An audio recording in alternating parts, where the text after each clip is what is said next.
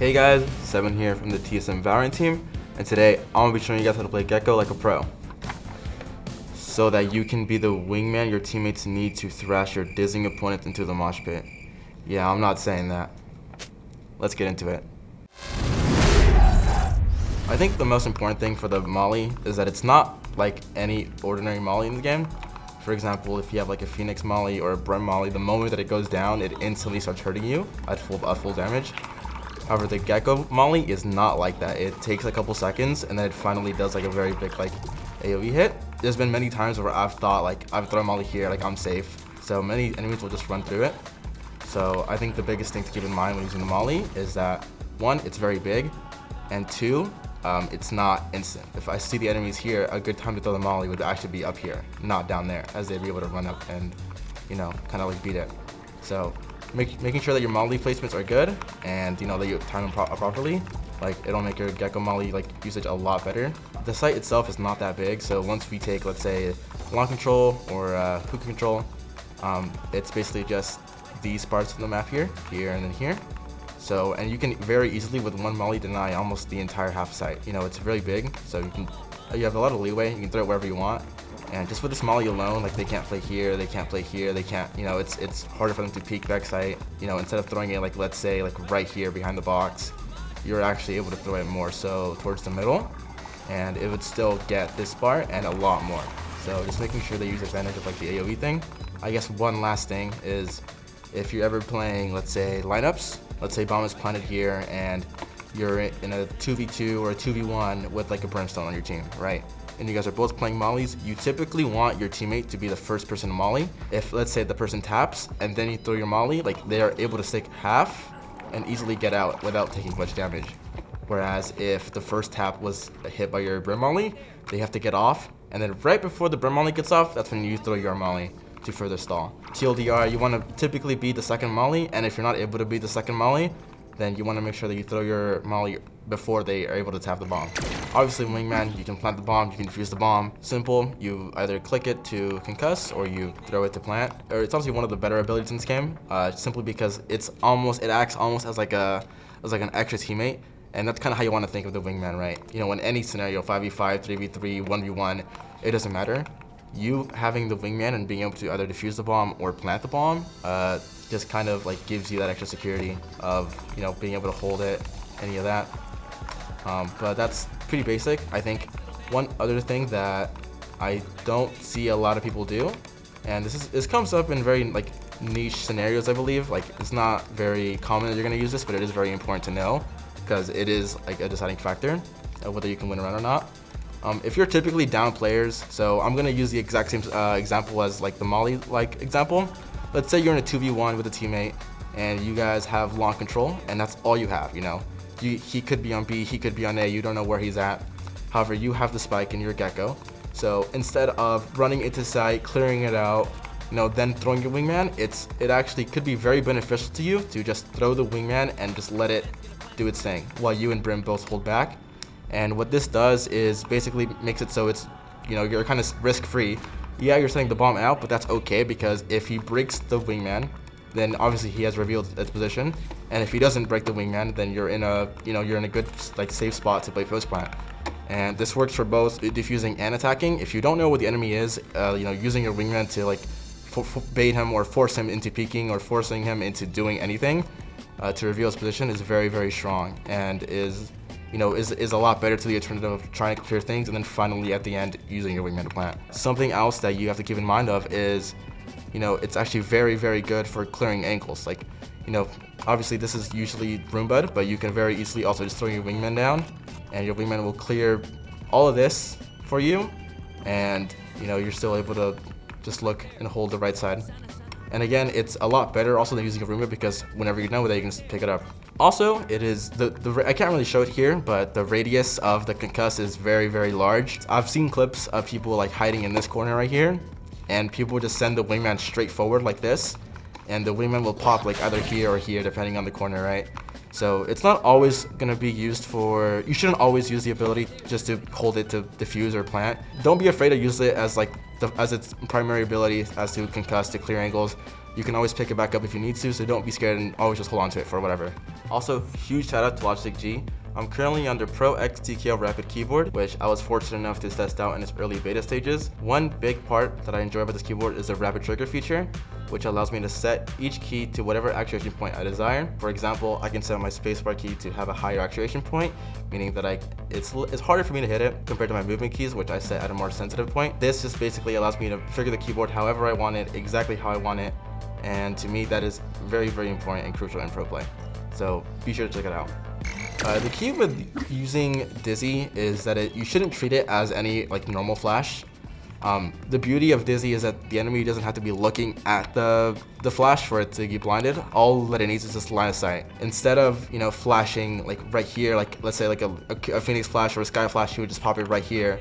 Instead of throwing the Wingman or the Dizzy, right here in short, it's actually probably a lot better to just throw it very, very high up into the sky. It's a lot easier to shoot a Dizzy coming here because they're already aiming at the spot coming up short, whereas they'd have to aim here and flick all the way up to break your Dizzy. And whether it gets the flash or not, it doesn't matter because you've already offset this guy's positioning, you've already offset his crosshair, and it allows you to very easily peek him as he's aiming at the Dizzy and you kill him. A Dizzy that you can actually do from this spot is you could stand in this corner and just shoot straight up. And the Dizzy, I messed it up there, but the Dizzy actually gets far enough to reach into short here. So if they're anywhere in this area back here, this Dizzy will actually blind them and you'll get the information. So even if you can't capitalize off the kill, you can still info flash, and there's no penalty for it because you can just pick up your ability. You can very easily stand here, back here, throw the flash high and let it kind of sit for a bit, because it's not like a pop flash. It's kind of like it flashes and then it stays in flash mode for a bit and then it falls off at the end. So you want to make sure that you're timing your flash to the point where it's not out in the open while it's not in flash mode. So I guess for example, right there, I throw my flash, but it's not actually flashed yet until it goes further into short. Whereas if I stand a little more back and then I throw it up, it's already in flash mode. You have to be quicker to react to it to break it. And I think the final thing I have to say for Dizzy is if you just throw it without looking or without jumping or anything, it doesn't actually go far enough to clear short. Whereas if you jump right before you throw it, it goes way, way higher. So this is what the flash would see. It would see all of short, it would see all of this. Whereas if it was obviously lower, it doesn't reach far enough. The opposite is also true for let's say there's a scenario where you would want the flash to not go as high, but you still want it to go high. You can crouch and jump. And as you're falling down from your crouch, your jump, you throw your Dizzy. And this makes it so the Dizzy actually falls quicker because it doesn't go as high. So it's very good for an info flash. So let's say you don't want to peek here, you don't want to throw your flash out in the open where you can't get it. You can do this, and obviously it's still an info flash, it still spots things, but it lands a lot quicker, which allows you to pick it up quicker, obviously. So onto its final ability, its ultimate ability, it's Thrash. I think it's 8 points. It's been nerfed quite a bit of times. I think it went from 6 to 7 to 8 ultimate points. The way that I like thinking about Thrash is like a overpowered Skydog. It does everything a Skydog can do, just way better. It has more HP, it's quicker, it detains instead of stunning. The first thing I want to talk about with Thrash is its ability to pick it back up. So this goes with all of Gekko's abilities. You can pick them up except for Mosh. It's a little bit harder to control with let's say Wingman or Dizzy, but with Thrash, I've seen a lot of people that they ultimate, and then they go back sight, and then they would do this. Yeah, you cleared back sight and you cleared a little bit of spawn, but now your ultimate is all the way stuck in spawn and there's no way to retrieve it. So it's done, you can't get it back. Now you only have 1 ult usage. Thrash, you get 2. So let's say you clear front short, you clear back sight. You can now bring it back to short. So now you have sight and your Thrash should be, I don't know why it's not spawning in yet, but your Thrash should be right here instead of being all the way back into spawn. It's way easier to pick up your Thrash here and then have it, going again so you can do it a second time. Whereas over here, you just lose it and you're done. Let's say your goal with Thrash is to clear hookah, right? So you'd come back here, you'd Thrash, right? You'd clear hookah. So hookah's clear, now you bring it back to yourself. So you're way safer. It's a very easy way to get your Thrash back, and you don't just waste it. You don't just go out B-side with it and just throw it away. You have it again, so you could use it a second time. The next 2 things I'm gonna talk about are more generalized, but it is very important to know. Thrash has a lot of HP, but it's still not unkillable. If an enemy is spamming it, he recognizes that you can't kill him while he's shooting, let's say it's a 1v1. the teammate will, like the enemy will know that he has to shoot the Thrash, or else like he gets detained and he dies. Your goal as a Gekko is to make your Thrash as hard to hit as possible, and to achieve that, you have a lot of like mobility, so you can kind of bunny hop, strafe left and right, and it doesn't look that crazy like from the Gekko's POV, but if you've ever gone against a Gekko who's like done a Thrash like this, who's just kind of gone left and like left, right, up, down, like everywhere, it becomes way harder to hit, and it becomes like, it almost feels like you can't kill the thing because it just takes so many shots to hit. You know, when you actually want to go and Thrash, like when you actually want to go and like lunge your shark forward, a lot of people just kind of like check it, like they do this. And with Thrash, if you lunge first, like you can click mouse 1 again to like pop it early.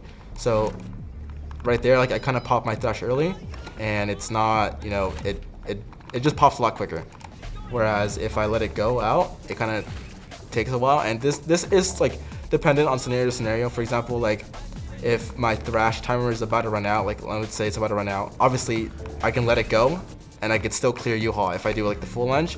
But for example, if I have like full Thrash timer, I go up and there's a guy right here, I might accidentally like throw my Thrash into the corner, and now this guy here is fine. He doesn't get hit by it.